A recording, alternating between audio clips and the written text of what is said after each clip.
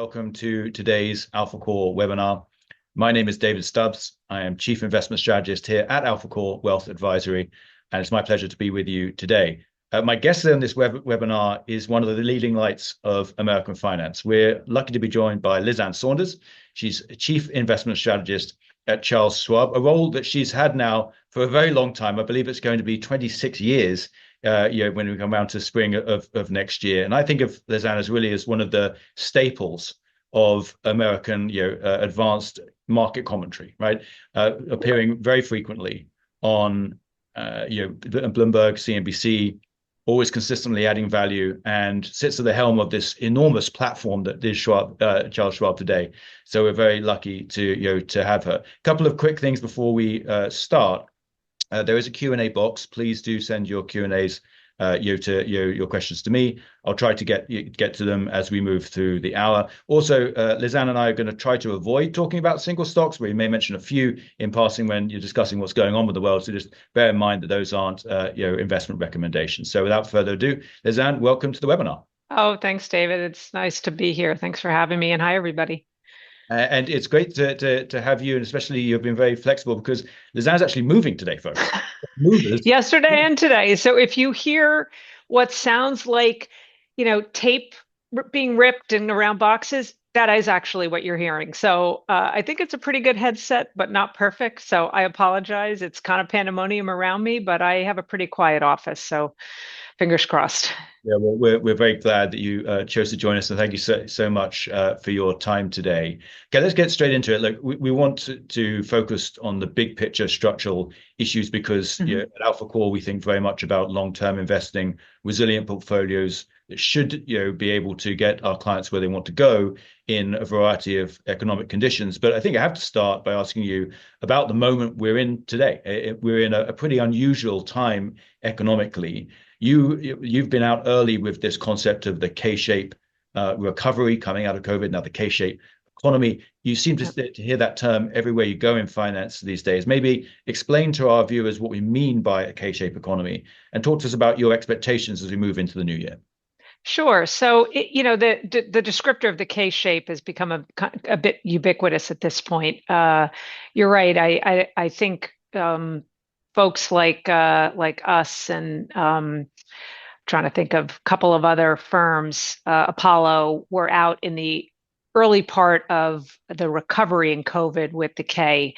We've kind of kept up with it, but it has become maybe a bit overused a descriptor. But I think visually it's appealing and people can understand it. So it just references the fact that there are lots of bifurcations. It's happening in the economy. It's happening in the market, in inflation statistics, haves and have-nots. And I think that maybe one interesting thing to think about as we head into 2026 is you're starting to see a few fissures in some of those bifurcations. So let me just list a few of the obvious bifurcations and then touch on where some of the fissures are. So within the economy, obviously there's high-income consumer versus low-income consumer. Within inflation statistics, you've got services-oriented inflation versus goods-oriented inflation, tariff-impacted goods versus non-tariff impacted goods. Maybe one that is most relevant as it relates to the bifurcations in the consumer is you can also break down inflation statistics into discretionary items versus non-discretionary items. Think of it as the wants categories and the needs categories. And the fact that the needs categories have quite a bit higher inflation than the wants categories, that adds to the K associated with lower income consumers versus high income consumers because a larger share of their income goes to that non-discretionary consumption basket. But that's where we're starting to see some fissures. We saw the most recent off-year election results suggesting that affordability is still top of mind, and both sides of the aisle now are making it a mission to focus on this a bit more. So that's one example of some of the fissures. Within the capital spending sphere, you've got AI-related CapEx and non-AI-related CapEx. This all translates into the stock market where we've had, haves and have-nots from a capitalization standpoint, from an AI tech related standpoint.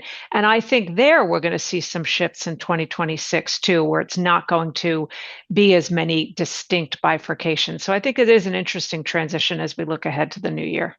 Yeah, absolutely. There are a range of different divergences, and when you loop in the labor market, I think the situation we see right now is exacerbating some of those things. Obviously, you see Yes. low income consumers be pressured by consistent inflation, and consistent increases in the value of the basics in life, Right. as you mentioned, and that focus on affordability is there. But now, obviously, the last 6 months has seen a material slowdown in job growth.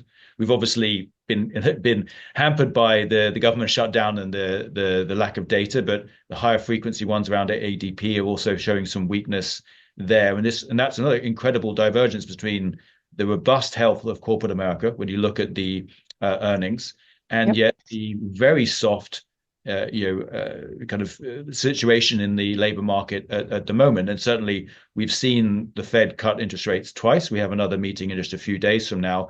Are you expecting that Fed cuts are going to persist into next year, and that's going to be the background for investors in 2026?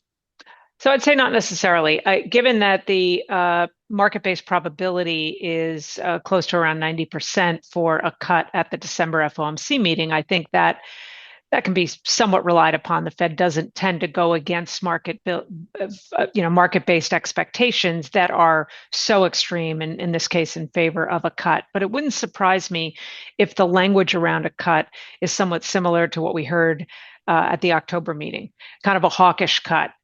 Essentially, yes, we cut today. There's no promises that we will continue to do so. I would also expect to continue to see more dispersion in terms of the opinions of various members of the Fed. That's already been something that has showed up in the frequency of dissents. The October meeting, you had a dissent in favor of a bigger cut, but you also had a dissent in favor actually of hiking rates. This is a meeting where we get an update to the summary of economic projections and an update to the dots plot. Every member puts their dot on where they think the Fed funds rate is going to be over the next several years. And that has widened out in terms of who and what's the high end versus the low end. And I think that's an interesting phenomenon looking ahead in 2026. Some of it, I think, is Powell's support of a variety of opinions and the willingness and ability to express those opinions, kind of moving further away from the Greenspan era, where he was sort of the lone voice and the most powerful voice in the room. And what's interesting about that, not to bring politics into play, but it may help alleviate what are ongoing concerns about meaningful political threat to the independence of the Federal Reserve, because the C in FOMC is committee, it's not chair.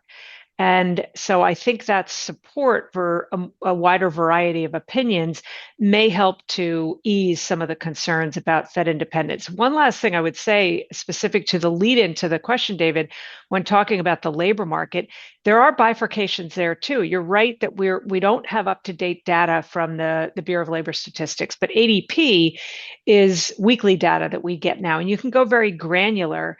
And one of the ways you can look at where job growth is still robust versus weaker is at the company size level. And the gains are concentrated in the largest companies. The losses are concentrated in the smallest companies. And specific to your comment about corporate profits being strong, absolutely the case. But oftentimes we use as a proxy for that the S&P 500. That's certainly market-based corporate profits. That's for 500 companies. There's a much, much broader measure of total national corporate profits. It comes out of the national income and product accounts. It's released when GDP is released. Because we haven't gotten a third quarter GDP that's final, we don't have the third quarter NIPA-based profits. So it is dated, but first half of the year, first two quarters, when S&P earnings growth was in the 13, 14% range, NIPA-based profits, which is millions of companies, publicly traded companies, private companies, huge companies, S corps. It pretty much runs the gamut. It's all companies in the US. NIPA-based corporate profits were actually in negative territory in the first quarter and the second quarter. So when we talk about the entire economy, we sometimes miss a big part of that if the sole focus is on an index like the S&P 500. Yeah, that's a really important clarification there, as you say. And I think there are many explanations about what's driving that. I mean, potentially it's some of the tariffs, right? If you're a small Yeah, company, have one supplier abroad, it's hard to deal with a sudden increase in the cost because of the tariffs. right. Walmart can fix it, but if you're a small business, it's harder. Again, if you are a small business, potentially and exposed to some of the persistent inflation in whatever good or services it's been. We've obviously seen wild shifts in the labor market in terms of immigration policy impacting Yeah, sectors there as well. And if you're a smaller business, maybe more focused in one geography, one subsector, one supply chain, it's harder to adapt. And I think that is the big debate as we move forward. As you know, the majority of employment is with small businesses right. in this country. That's right. And we have this extraordinary capex cycle, which is being dominated by the hyperscalers and massive companies that can put hundreds of billions of dollars of work, and that's why that's a huge divergence. And look, I think your comments on the Fed are very very well made. And it's not just here, right? Around the Right. world, there's great disagreement amongst the central bankers. I remember at one point in the Bank of England, you have 9 people on that committee. Some were voting for a hike, some were voting for a cut, and the rest wanted to stay where they were. So it's not, it's really not just in America that where policymakers are struggling to understand, where the economy is and how we're moving forward. And I think that the big picture here is that we do seem to be transitioning from a very, very significant era in economic history called the Great Moderation Yes. to something else, right? Right. And Yep. so briefly for people on the line, the Great Moderation is seen as a time where inflation and the volatility of economic growth subsided. Really, you're talking Right. about the 2000s and the 2010s, really the late 90s in there as well. Explanations include things like moving to central bank independence and inflation targeting. They include integrating China into the world economy, creating a Yep. disinflationary pulse there. They include moving, at least in the Western world, from manufacturing to services, tends to be less cyclical there. A lot of those explanations, and I think that it comes a catch-all term for a period of which was pretty good in terms of the balance between growth and inflation, pretty Right. Goldilocks, as they call it. Yep. Sure Growth was. rolling along, at a reasonable level, and inflation at or slightly below target. But now, Lizanne, where are we going now? What have we seen a structural break? Was COVID, the spark that moved us into a different, era? Is it about structural changes under the surface? How do you think about the era we're in now when we look out 5 to 10 years? Which, of course, when we're making equity investments, both public and private, is really the timeline that our clients should be focused on. Yeah. So, and I would add the energy boom in the U.S. allowing the U.S. to become essentially energy independent. I would add that as a component to the Great Moderation, not just China joining the WTO in 2001, but the massive wave of globalization. And I think those, as well as all the correct things that you mentioned, most of those ships have sailed in terms of supports for an era like that, sort of a disinflationary era, low inflation volatility, low economic volatility. And I think the era we're transitioning into won't look exactly like what preceded the Great Moderation, but probably resembles it a bit more than the Great Moderation. And that would be the period we've been calling it the temperamental era. And we would define it as the period from the mid 1960s to the mid 1990s. And it had a lot of opposite forces at play. There was much more inflation volatility in that era. Now, we think there will be a little more inflation volatility. That is not the same thing as saying inflation's going to be high and stay high for multi decades. And we don't think we have a backdrop akin to the 1970s style of rampant inflation, but more inflation volatility. Almost by definition, that means a little more economic volatility. Not really full deglobalization, but certainly a shift away from that massive wave of globalization, more regionalization and nearshoring and diversification of supply chains. That will be a force. But what's probably most relevant to investors between those two eras is the relationship between bonds and stocks. So for almost the entire 30-year period from the mid 60s to the mid 90s, bond yields and stock prices moved in the opposite direction. Because it was more of an inflationary era, when bond yields were going up, as an example, it was often because inflation was rearing its ugly head again, not necessarily because growth was picking up significantly, negative for equities, and vice versa. Fast forward to the Great Moderation era, with the exception of 2008, most of that 25-ish year period, bond yields and stock prices moved in the same direction. Because absent serious inflation concerns or risks, yields moving up typically meant growth was improving. You have growth improving without a significant concern about inflation, that's sort of nirvana for equities. Now we've been in these fits and starts in the last maybe 2 years, sort of coming out of that 2022 inflation spike period, where we've had fits and starts of a positive correlation and negative correlation. It's almost like the markets are trying to figure out what this new era looks like.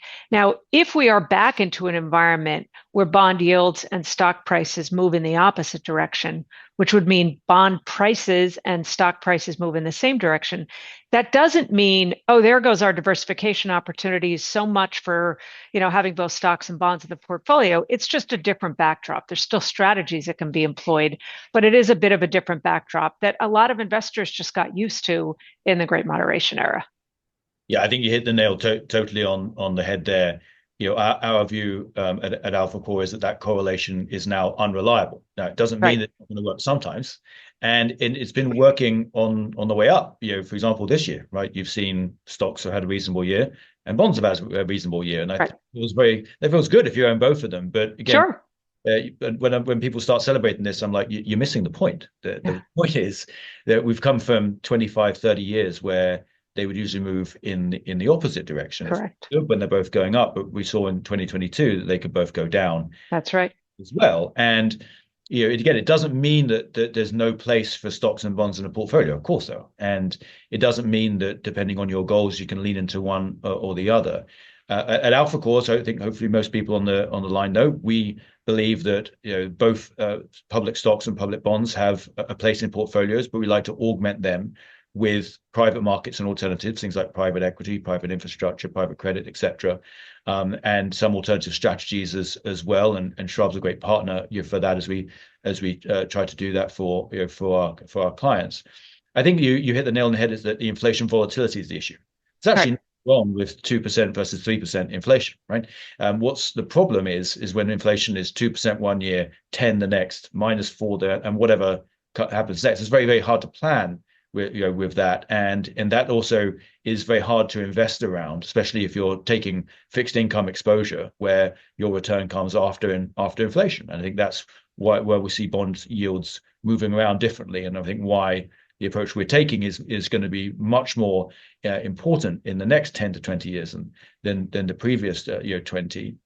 I think that when we look at what's been driving some of those things, when we see some of the political changes around protectionism and tariffs, is it your view that this is kind of here to stay? That we see now across administrations, across parties, a lot of consensus about moving away from China. We've seen tariff impacts, as you said, very big in limited periods of time around Liberation Day, for example, important for parts of the market, yet maybe not as large as some people thought on inflation. Where do you stand on the outlook for that type of government policy?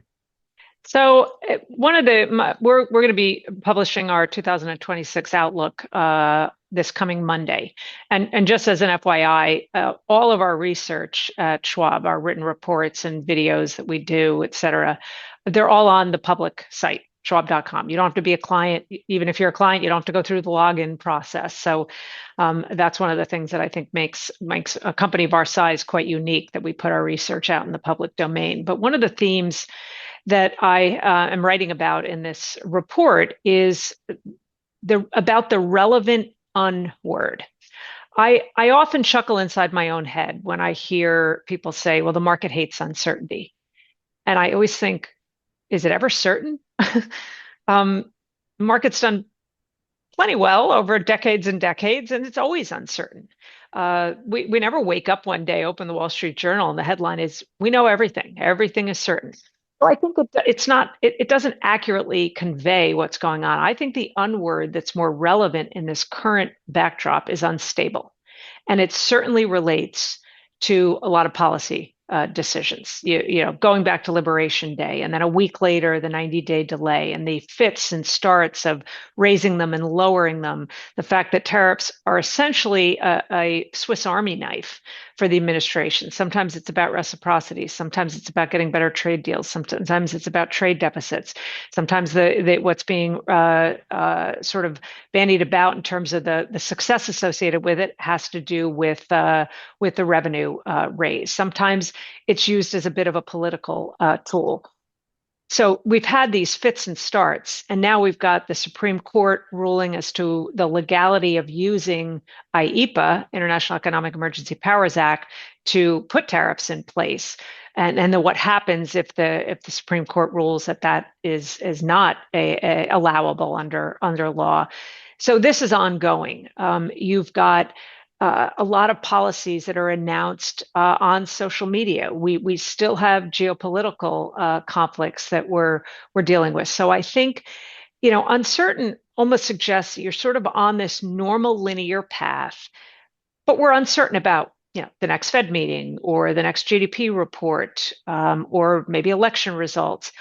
Unstable means you're sort of constantly in motion and things are coming at you at different directions, and it can have an immediate impact on psychology, on stock market behavior, on sector performance, and things are moving much more rapidly and coming at us in different directions, not in a linear fashion. And so I think that's a very blanket descriptor that makes this cycle, both the market related cycle and the economic related cycle, very unique.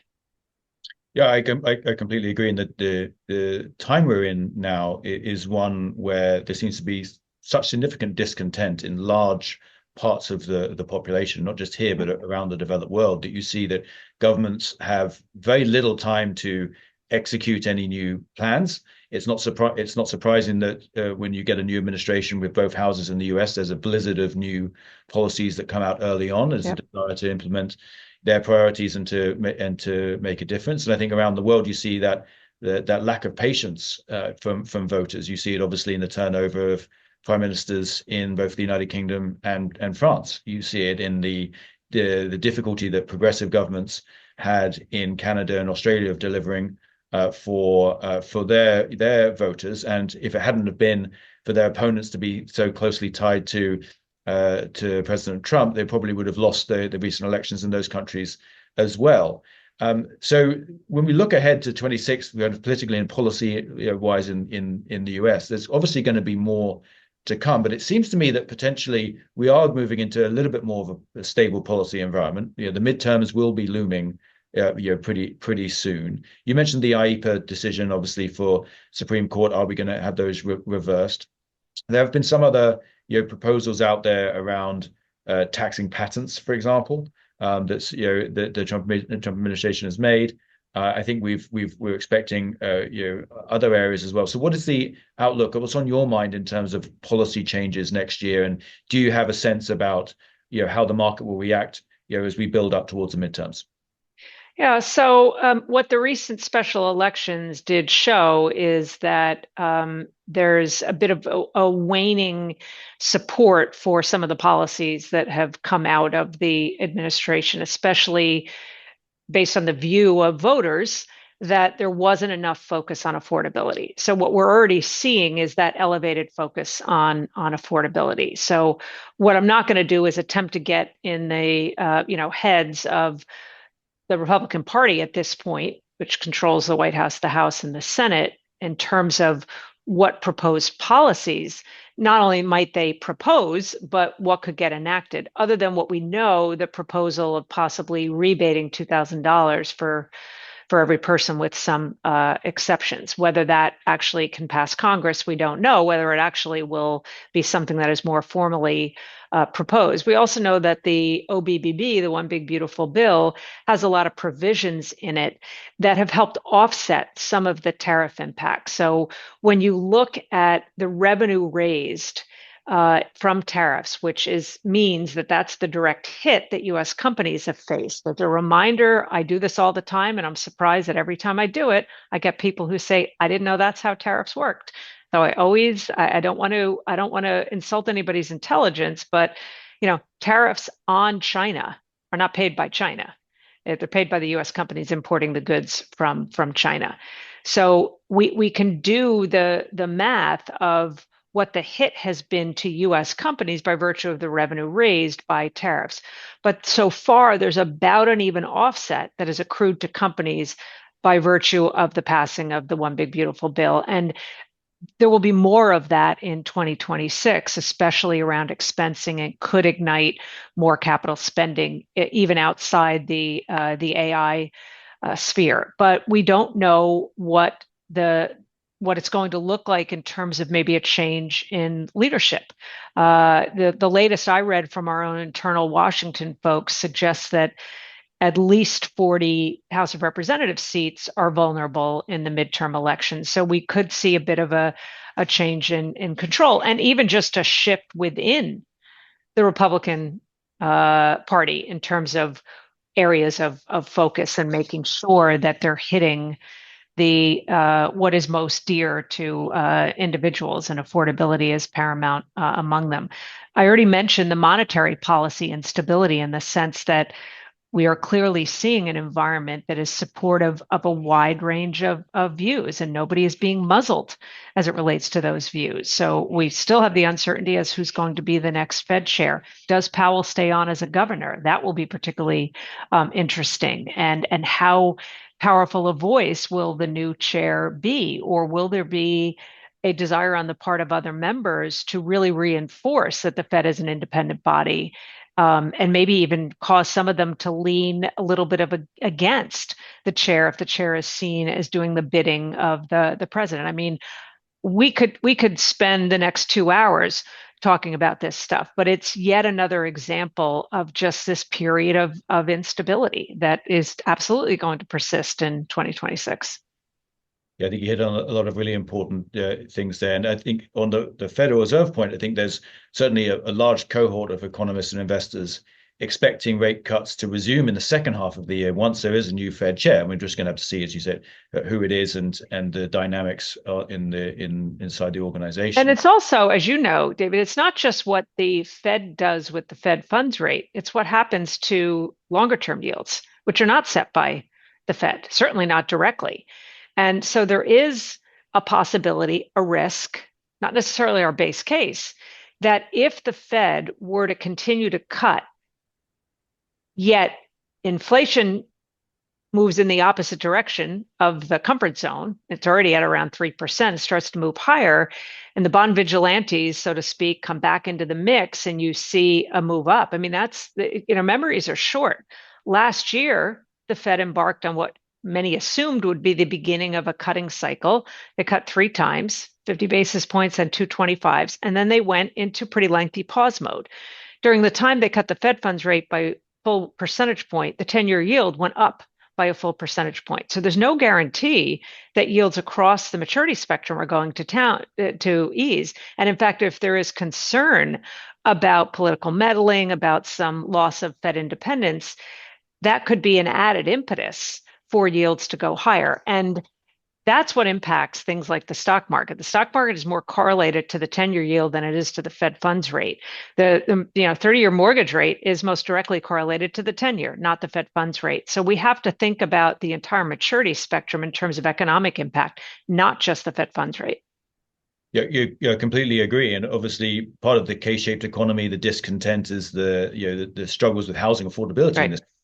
Again, very similar to other countries as well. You look at the housing markets in Australia, Canada, and the UK, and you see similar issues there. And obviously, a big part of that is where mortgage rates are. And as you mentioned, the 30-year mortgage is usually a spread over the 10-year government bond. And we've seen some very interesting moves in bond yields this year globally.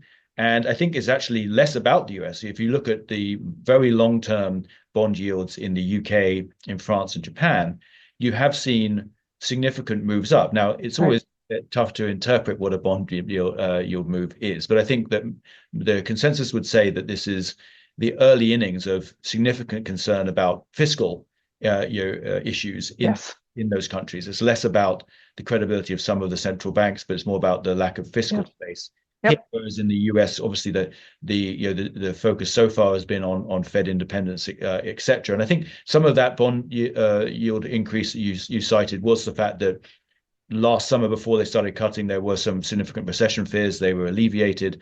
Bond yields went up for a good reason, but at the same time as well, it's a global bond market. Global investors seem to be keying off fiscal concerns around the world. And you know where I'm going now, Lizanne. You know where I'm going with fiscal concerns. Every deficit and debt. every event I do around the country, indeed, globally, I tend to not mention the US federal government debt because I know it's going to be the first question. Right. And already we've got a few questions in the Q&A box. One of them, absolutely is about the debt. So, talk to our viewers about how you see the US fiscal situation. You already mentioned the one big beautiful bill, which, of course, far from dealing with the situation, by some measures and some estimates, is added trillions to the expected deficit over the next 10 years. People can push back on those projections because obviously a lot of assumptions go into there, and people can see it very differently. But it didn't seem like the bill that the country required to get its fiscal house in order. I think we can say that at the very least. Right. How do you see the fiscal situation? How is it impacting markets or not? What role does that play in your investment strategy? Well, the short answer is it's not great, but assuming that's not a sufficient answer for this audience. I think you're absolutely right, David. And sometimes I do the same thing, almost just to have a little fun in my own head, of not bringing it up in the formal remarks and just waiting to see how quickly a hand goes up, literally or virtually, and asks about that. And I think what that probably references is the fact that I think the investor class cares really deeply about this subject. And I think the average constituent, the voting public, cares about it sort of in the abstract, but they don't really know how to contextualize $38 trillion of debt or a budget deficit that's running at 6 to 7% of GDP. And they also don't vote based on it, which means that if there's one thing that both sides of the aisle actually do really well together, it's a game they play very well together, is the game of kick this can down the road. And there really aren't any serious conversations had. You mentioned, yes, you can get pushback on the direction of the deficit. And a lot of people are saying, yeah, but we've got the benefit coming from the DOGE cuts and tariff revenue. That's just math. And the math is that it's a fraction. It doesn't really move the needle. The bottom line is you don't really wrest control of this if you do not touch entitlements. But that's where voters come in, and they're not willing to vote based on that. Now, I often get the question that has kind of a follow-on, and the follow-ons range from, as a result, are we going to default on our debt? Is the dollar going to lose its reserve currency status? Will other countries, China maybe, or Japan, figuratively or literally wake up one day and decide to just dump all their treasuries? And the answers to those are sort of no, no, no. We don't believe we're going to default on our debt. We don't get the question anymore about whether the rating agencies would downgrade U.S. debt, because that ship sailed. All three now have downgraded U.S. debt starting in 2011 and then culminating with the third one in, I think, last year. And so that ship has sailed. We don't think the dollar loses its reserve currency status because there's no replacement for it, quite simply. We haven't seen a major deterioration in demand for treasuries. Foreign investor demand continues to be high. Domestic demand continues to be high. We are seeing ongoing diversification on the part of foreign central banks. But that's not a brand new story. That's been a 10-year story, and that will continue. The idea of some massive dump of US Treasuries, those foreign nations would essentially be aiming the gun squarely at their own economic foot. So there's no incentive for them to literally, do a, pump and dump kind of a scheme. So the real solution to this problem is not necessarily draconian. It's just figuring out how to have the growth rate in the economy be higher than the growth rate in debt, because then mathematically you start chipping away at the problem. We're not there, and I wouldn't suggest there's really much incentive on either side to get us there. Yeah, I think well said. I think some of the comments that I often get is very similar, to that concern there from the investor class is great, but seems to be lacking, I think, outside of the investor class in the country. I mean, if a year ago we had a federal election, surveys of Americans of what the key issues are, the debt is always way down that list. Yep. At this point in time, and I think when clients come to me and are worried about this, I think a few things to keep in mind. As I mentioned, if the market's going to call time on a developed economy over its debt, the US is not the first in line.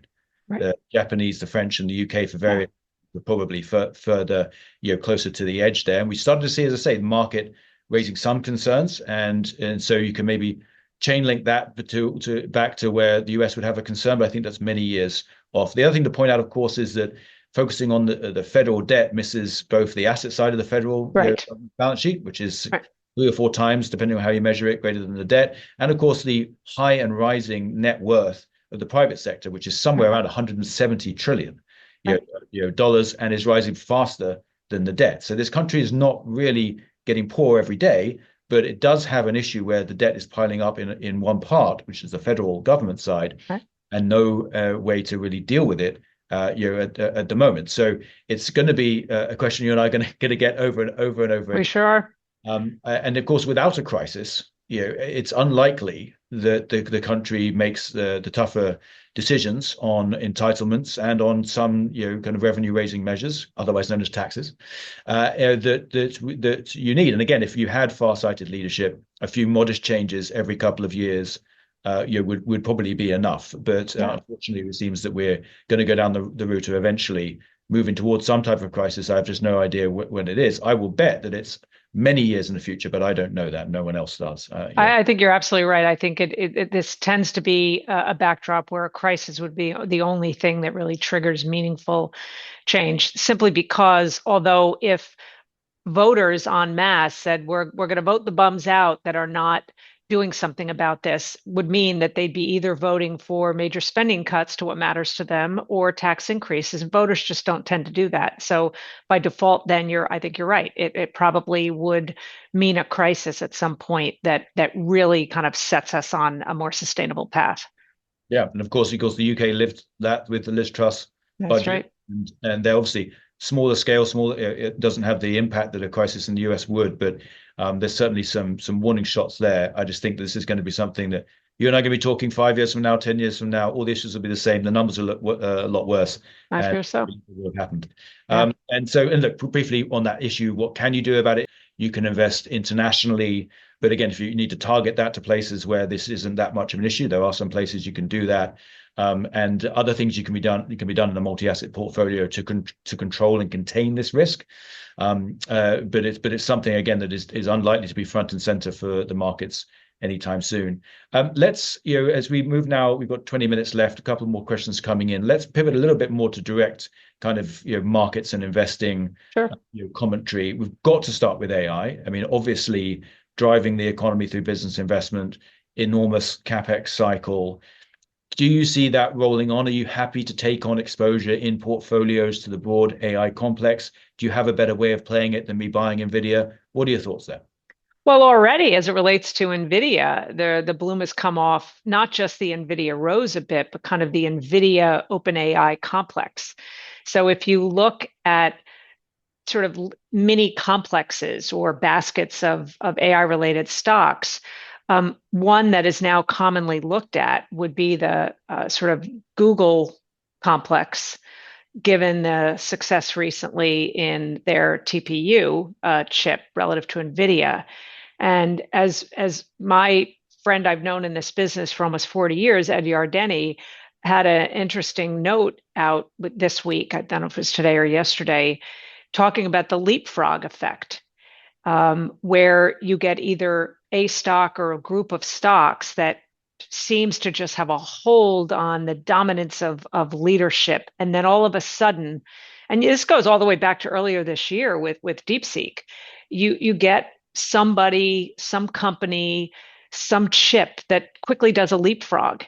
And so that's another example of this sort of mode of instability that we're in. So I think there's still legs to this notion of AI as being transformative and the CapEx cycle continuing. But I think we're starting to see more discernment in terms of, all right, who are the big players? What's the longevity of that move? And I think that the leapfrog effect is probably going to continue. It's one of the reasons why we've been saying be careful about sticking to sort of narratives and stocks that are defined as being at the core of these narratives, because so much can shift quickly. I think one of the things that's going to happen, and and I think it's already happening to some degree, is we're going to stop hearing incessantly about the Mag 7. First of all, only two of the seven stocks are outperforming the S&P this year. One of them, Tesla, isn't really even a direct AI play. None of them are even in the top 20 best performing stocks in the S&P. We're still sort of obsessively focused on it, but one of the things that I think is missing, that I think investors either don't understand or they're having a problem of conflating contribution and price performance. So I've been mentioning this a lot, and I get lots of, when I'm in front of a live audience, I get lots of, eyes open and wow, I didn't know that, or I didn't think of it that way. And I use NVIDIA as an example because it's sort of the poster child of this era. It's still the number one contributor to S&P 500 returns year to date, but that's by virtue of the multiplier of its cap size. It's the 80th best price performer in the S&P 500 year to date, meaning there's 79 stocks performing better than NVIDIA, but it's still the largest contributor to S&P returns because of its cap size. At this year's low in Apple, it was not an unmitigated disaster. It wasn't anywhere near the worst performing stock from a price performance perspective, but it became the 500th contributor to S&P returns because of the multiplier of its cap size times an underperforming price performance. So we always say to individual investors, you're not benchmarked like a fund manager to the cap-weighted index that is the S&P 500 on a quarterly basis. Yes, fund managers that have that benchmark are to some degree at the mercy of the construction of the indexes. But there's opportunity in plenty of other places, even in the sphere of AI. So we have to get out of the mindset that there's just sort of this permanently defined small set of stocks that are always going to be the AI play. There's a lot of movement happening right now, and I think that persists into next year. Yeah, that leapfrog concept is really fascinating. We're dealing with the early innings of a truly disruptive technology, and history is replete with examples of the initial leaders not ultimately being the winners. The obvious one that's right. so cliche now is the MySpace versus Facebook.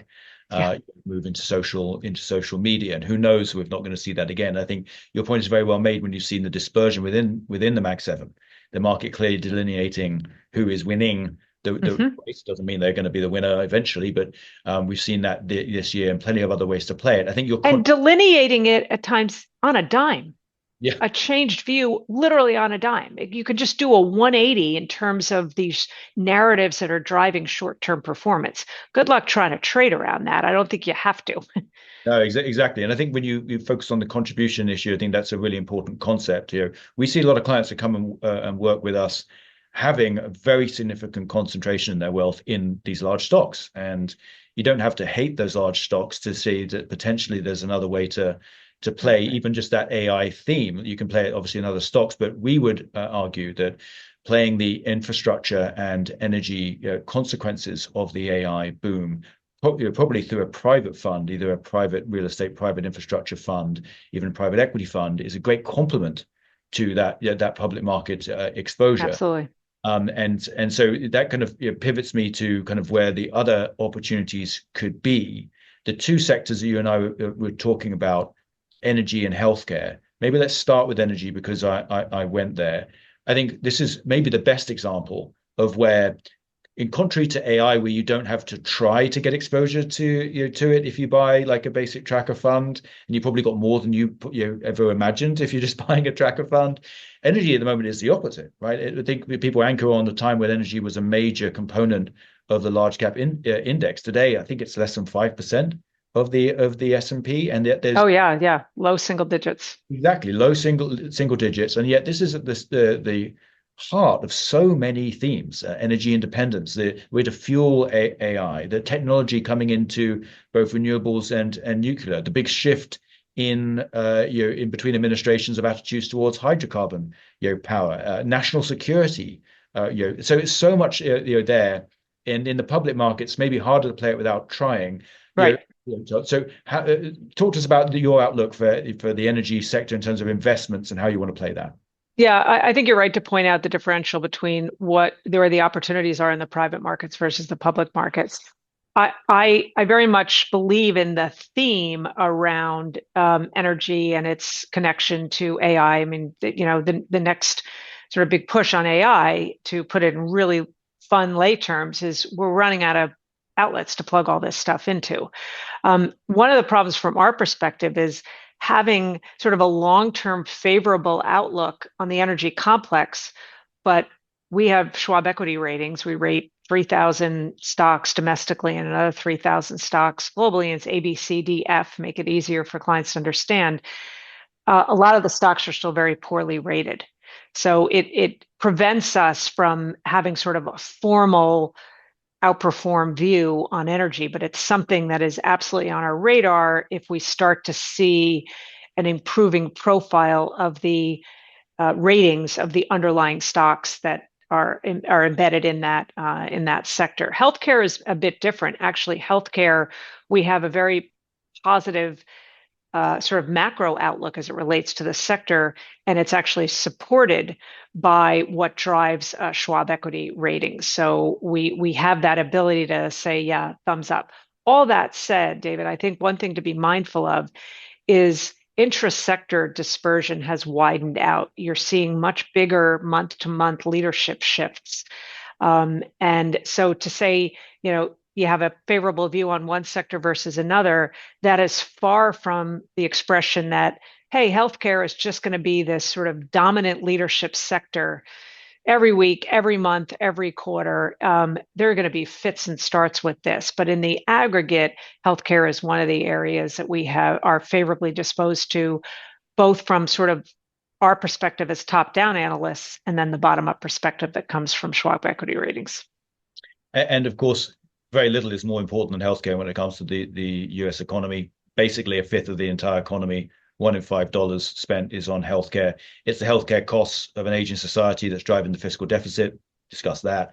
It's still, despite underperforming, as obviously it's had a good couple of months, I believe, but prior to that, some sustained underperformance. But unlike still a big chunk of the S&P. So getting that right is absolutely focused. So just to clarify what you said for investors, you're talking about it's intra-sector dispersion. So you're seeing big shifts. Both actually, Okay. intra and inter. You're seeing more dispersion within sectors. So yeah, and it's why we say be careful about making investment decisions on monolithic sector calls, because even in these leadership sectors, like what have been leadership sectors like communication services, technology, that doesn't mean everything in the sector is doing well, but also just shifts in terms of month to month sector leadership. So both intra and inter make it a little tricky. That's why we believe if you're a stock picker and you like the idea of hearing sector recommendations, we think you want to also take a factor-based approach as at least an overlay to the more monolithic sector type decisions. And then you also have the concentration problem. We talk about it a lot embedded in a cap-weighted index like the S&P. But in the case of the communication services sector, one of sort of the crowd favorites all the time, 67% of that sector is two stocks. So 50 some odd percent, I think it is, of the consumer discretionary is just two stocks. And that's also something investors need to be mindful of because they might hear sector recommendations and think, oh, I'll just take a passive approach and I'll buy, such and such sector ETF. But a lot of the exchange traded funds have limitations on how much of any one stock they can have, which also means you get dispersion between, say, the communication services sector ETFs and the communication services sector's performance. These are all just things that investors need to be mindful of. Absolutely, it can sound like a little bit like a minefield to an investor, and I think that's where good advice, both from Schwab and a wealth manager, can help. Right. I think keying off a few of those things on the energy side. If this is one of the reasons why we should always be looking internationally, there are plenty of ways to play energy. For example, right. Canadian stocks, in the UK stocks, healthcare can also do that internationally. The Swiss stock market, for example, is a very significant weighting to healthcare. And many of these themes can be played as a complement to the public markets in either private equity or private infrastructure type of fund. So fascinating kind of outlook for those. Yeah, and this is not me about to recommend a stock. It's just an example that some of the biggest players in alternative energy and renewables are actually the BPs of the world, not these small, tiny companies that are trying to find a niche in whether it's solar or some other kind of renewable. So don't put blinders on to where you look for those opportunities based on either preconceived notions or just a rear view mirror look at what these companies represent. Sure, and of course, what Liz Ann mentioned there is BP is British Petroleum, the large energy company listed in the UK. Totally right that they are at the forefront of some of these big changes. Look, we just got 8 minutes left, so maybe let's wrap up a little bit with your expectations about kind of the market for next year. I'd love you to break that down by earnings and valuations. Sure. There, you mentioned factors. To be clear, what we mean by that, there are factors such as growth, things are growing fast, value, things that are cheap, quality tends to have a very strong balance sheet, for example. Right. Do you have a view about where factors are going as well? Yeah. Last thing, on top, we had a question about liquidity conditions. Liquidity is a tough concept to get your arms around. Central banks cutting should help, but balance sheet stabilizing should be, should help. And maybe if the Fed returns to growing its balance sheet, do you have a view on where liquidity conditions are as well? Yeah, so I'll start with liquidity. For the most part, there's ample liquidity, and that's likely to persist in 2026. I think where there could be a risk is if you get a significant reacceleration in inflation, causing the Fed to not only go into pause mode, but have to consider tightening monetary policy. That's not built into the sort of cake for 2026. So part of my job is to assess both opportunities, but also risks from a factor standpoint. And you're right. Shame on me for not just explaining what they are. It's really just investing based on characteristics, as opposed to monoliths like sector representation. And we think to use an acronym, kind of an older school acronym that was maybe arguably used more in the 90s, GARP, so growth at a reasonable price. I think you want a collection of factors that doesn't focus solely on value without being mindful of wanting to look for growth. So having that blend. Being mindful of the direction of monetary policy has implications for balance sheet oriented factors, for factors like interest coverage, zombie companies versus non-zombie companies. So that's where you can take the big picture outlook and apply it to what factors are likely to do well. We already touched on where we think there are sector opportunities, but also being mindful of problems around concentration. In terms of the overall market outlook, there are seasonals coming into play. I don't put heavy reliance on seasonals, whether it's election year type seasonals or year-end seasonals or sell in May and go away. If that was all it took to do well as an investor, this would be really easy, and it's not easy. But you do tend to have some forces that have some consistency in a midterm election year, given the types of shifts that are made from a policy standpoint. We had a much stronger first year post election last year. That doesn't automatically suggest maybe a choppier pattern, but based on some of not just the seasonals, but the driving forces of those seasonals, I would say it could be a bit more of a choppy type backdrop than what we have seen. I also think that we're going to see more choppiness within the indexes, that you actually could have a period, frankly, like we saw earlier this year, where the indexes suffer by virtue of some of the mega cap names dragging down performance, but that you have opportunities presenting themselves under the surface of the index. So don't ignore the so-called rest of the market. I think that could mean bouts of decent performance for active versus passive. That doesn't mean consistently every week, every month. I think you could also have bouts of outperformance down the cap spectrum. Don't look at small caps monolithically, but I think it just is representative of an area where you might see opportunities. So less of a sort of blinders on just the mega cap tech AI complex, and looking for opportunities, even still related to AI, as we've already touched on as it relates to power generation, et cetera. Great. Well, I think we will leave it there. It's certainly going to be a fascinating year. I totally second your comments on the potential for active management to play a role. It's one of the kind of levels of diversification, some exposure passive, some active, making sure where you're getting active exposure, the fees you're being charged are worth it. The quality of the team is going to deliver what you need. That's what we spend an awful lot of time here at AlphaCore, doing, is assessing those teams, implementing them in portfolios. And I agree with you. The history shows that the second year, the midterm year of a presidency can be choppier. Usually works out okay, but there's going to be some bumps along the road there, and those bumps can be opportunities. They can also be things to try push against in a variety of ways in your asset allocation. So I'm sure that we'll be all tuned to your team's thoughts, Lizanne. Thank you so much for joining us. Good luck with the move. Thank you very much, and thank you for having me. I enjoyed the conversation very much. Well, we really appreciated your time. Look forward to further conversations with you, and we hope to the viewers you enjoyed this conversation. If it raised any issues you'd like to talk about, please reach out to AlphaCore and your advisor, and we'll try and get back to you to discuss how we can help grow your wealth and look after your family. Wish everyone a good day.